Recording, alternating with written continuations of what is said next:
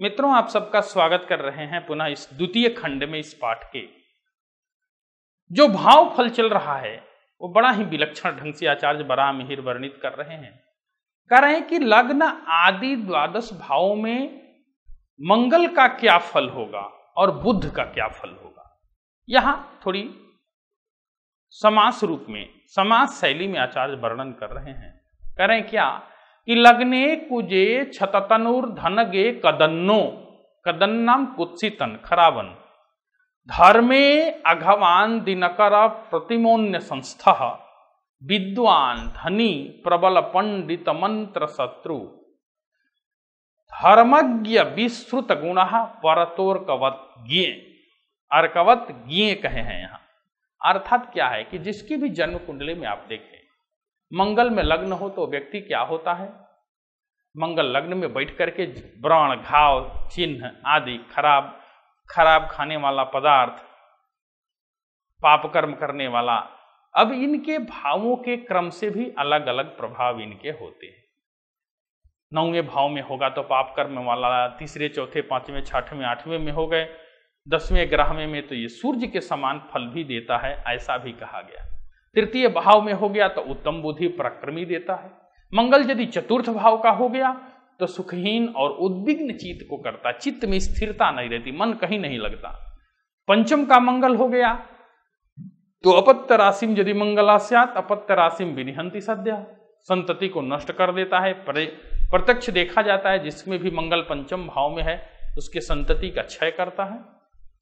षष्ठ में हो गया तो शत्रु जीत होता है, शत्रु उसको परास्त कर देते हैं। सप्तम में हो गया तो क्या करता है, स्त्रियों का अनादर करता है। अष्टम में हो गया तो संतति से युक्त और विकल तनु होता है। इसी प्रकार से दशम में होने पर सुख, एकादश में होने पर भी संपदा आदि की प्राप्ति होती है। अगर वह 12वें में मंगल हो गया तो अपने कर्म से रहित होता है, तो किसी प्रकार के कार्य नहीं करता, व्यर्थ में अपना जीवन यापन करता है।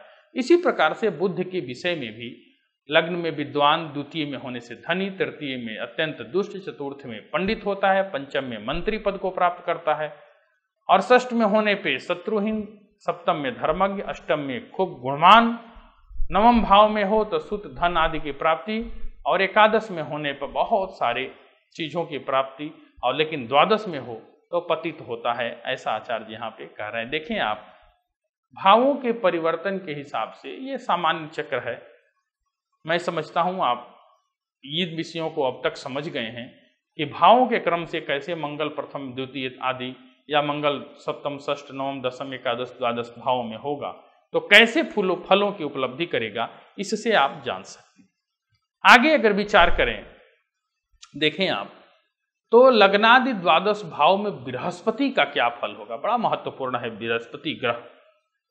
कह रहे हैं क्या कि विद्वान सुवाक्य कृपण सुखी च, श्रीमान शत्रु पितृतोधिकश्च, नीचस्तपस्वी सधन सलाभ, खलश्च जीवी क्रमशो विलग्नात्। क्रम से विलग्नात् माने लग्न से बृहस्पति क्या फल देता है ये आप देखें। ये इस कुंडली में बताई गई है कि लग्न में बृहस्पति हो तो विद्वान करता है, द्वितीय में हो गया तो अच्छी वाणी बोलने वाला, तृतीय का बृहस्पति तो कृपण, चतुर्थ में सुख, बृहस्पति पंचम का हो तो विद्या बुद्धि में निपुण, अगर छठवें में रहे तो शत्रु रहित, सप्तम में हो तो पिता के गुण के समान, अष्टम में हो तो अच्छा, अष्टम में हो तो खराब होता है, लेकिन नवम में हो तो अच्छा, दशम में अच्छा। इस प्रकार से पुनः द्वादश भाव में वह खराब स्वभाव को, अर्थात विशेष करके षष्ठ, अष्ट और द्वादश, निचोड़ रूप में कह सकते हैं कि इन ग्रहों की स्थितियों को आप देखें, इनसे अच्छे फलों की प्राप्ति नहीं होती। यानी किसी भी ग्रह का इन स्थानों में जाना भाव फल की दृष्टि से, आचार्य वराह मिहिर की दृष्टि से भी कदापि शुभकारक नहीं है। ये चक्र के माध्यम से आप बृहस्पति के राजस्थान परिवर्तन से भावों के क्रम के आधार पर आप जान सकते हैं कि कैसे शुभाशुभ फल होंगे। मित्रों, आइए आगे हम शुक्र के फल को पढ़ते हैं। शुक्र ग्रह जो है वो लग्न से लेकर के द्वादश भाव में होगा तो उसका क्या फल होगा। करें क्या कि स्मर निपुण सुखवांश्च विलग्ने, प्रिय कलहो अस्तगते सुरप सुरतेप्सुः तनय गते सुखितो भृगुपुत्रे गुरु वदतोन्य गृहे सधनोन्ति। ऐसा आचार्य कह रहे हैं। कह रहे क्या कि यदि शुक्र यदि लग्न में स्थित हो तो जातक क्या करता है, स्त्रियों में रत रहता है। सप्तम में हो तो जातक कलह प्रिय होता है। पंचम स्थान में हो तो सुखी और बड़े कार्यों को करने वाला। द्वितीय में यदि हो तो भी ये शुभ फल की प्राप्ति इसी प्रकार से गुरु कराता रहता है। अब आप देखें, चतुर्थ में हो तो भी सुखी, षष्ठ में हो तो शत्रु से रहित कर देता है, शत्रुओं का नाश कर देता है। लेकिन अष्टम में हो तो भी नीच कर्म, और नवम में होने पे अच्छा तपस्वी और वैराग्य की तरफ ले जाता है। दशम एकादश का भी फल अच्छा है, लेकिन द्वादश में गुरु जाने पे उस व्यक्ति का स्वभाव दुष्ट स्वभाव का हो जाता है। इसका परिज्ञान इस भाव फल से आसानी से हम कर सकते। देखें आप चक्रों में किस प्रकार से शुक्र के फलों को परस्पर दिखाया गया है। प्रथम से लेकर के द्वादश भाव पर्यंत शुक्र कैसे रहेगा, तो क्या क्या फलोपलब्धि इसमें प्राप्त होगी। मित्रों आइए, अब जो अंतिम ग्रह है शनि, शनि लग्न से लेकर द्वादश भाव में बैठा हो तो क्या फल देगा, शनि का क्या फल होगा। वस्तुतः यह सामान्य रूप से ही आचार्य ने यहां बताया, विशेष प्रयोजन यहां पे आचार्य का नहीं है। कह रहे क्या कि अदृष्टार्थो रोगी मदन बसगो अत्यंत मलिनः शिशित्वे पीडार्तः सवित्रिसुत लग्ने अत्यल्पसवाक् गुरु स्वर्चोत्स्थे नृपति सदृशो ग्राम अपूरपः सुविद्वान चारवांगो दिनकर समोन्यत्र कथितः। ये आचार्य यहाँ पे कह रहे हैं क्या कि भाई किसी के भी जन्म लग्न में यदि शनि है तो निर्धनता देता है, नीचा बालावस्था में बहुत सारी कष्ट पीड़ा, बोल भी नहीं पाता स्पष्ट। यदि लग्नस्थ शनि धनु मीन मकर कुंभ तुला इन राशियों का रहता है तो भी वह जातक गांव नगर आदि में कुछ प्राप्त करता है, कुछ अंग भी अच्छे हो जाते हैं, विद्वान भी दिखता है, और अन्य भाव में सूर्य के समान फल यह प्रदान करता। अर्थात जो सूर्य का फल था जिस प्रकार से, उस प्रकार से यहाँ पे शनि भी अपना फल प्रदान करता। ये ग्रंथांतर से इस विषय को आप आसानी से यहाँ से जान सकते हैं। जैसे कुंडली में आप देखें चक्र बना करके कि शनि प्रथम में है, द्वितीय तृतीय आदि किस भाव में है, और इन भावों के फलों को जातक को आप स्पष्टतया बता सकते हैं कि इसका शुभाशुभ फल क्या होगा। ये कुंडली के आधार पे आप इसको समझ। अब देखें आप लग्नादि द्वादश भाव में सूर्यादि ग्रहों का विशेष फल यहां आचार्य कह रहे हैं। कह रहे हैं कि ये विशेष क्या होगा, कह रहे हैं क्या कि सुहृद अरिपरकीय स्वर्च तुंग स्थितानाम फलम अनुपरिचिन्त्यम लग्न देहाधिभाव ही समुच्चय विपत्ति सौम्य पापेषु सत्य कथयति विपरीतम रिस्फ षष्ठाष्टमे सो। ये आचार्य ने यहाँ पे बड़ी अच्छी बात कही कि भाई 12 भाव का जो देह दव्य पराक्रम सुख सुतौ शत्रु कलत्रम मृत्यु इत्यादि जो नाम है उसके अनुसार भी फल आप कह सकते।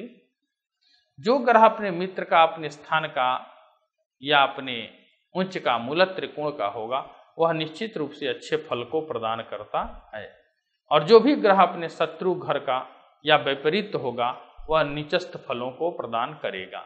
अब आप देखें सत्याचार्य के अनुसार जो है लग्नादि जिस भाव में शुभ ग्रह होते हैं उस भाव की वृद्धि, और पापग्रह स्थित हो तो उस भाव की हानि होती है।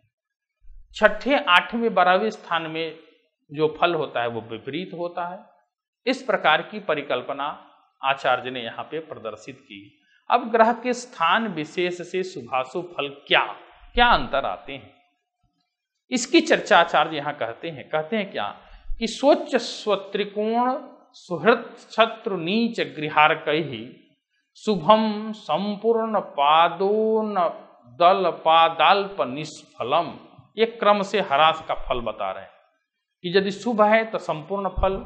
एक क्रम एक बता रहे हैं क्या कि भाई 2 प्रकार से फलों की गणना कर रहे हैं। ग्रह 2 ही प्रकार के फल देते हैं। या तो किसी भाव को अच्छा कर देते हैं या किसी भाव को बुरा कर, कभी कभी तटस्थ भी रहते हैं, उस भाव को ना अच्छा करने देते हैं और ना बुरा करने देते हैं।